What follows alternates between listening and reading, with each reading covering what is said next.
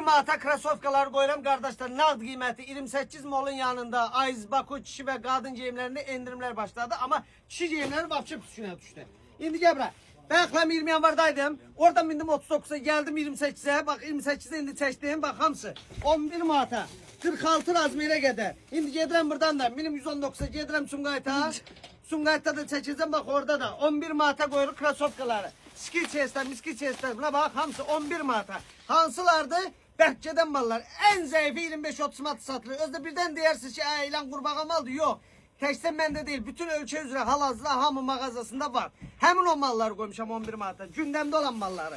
Durun gelin. Bak 46 razmir. Sonra idman için giyinmez sade rasovkalar 11 manata.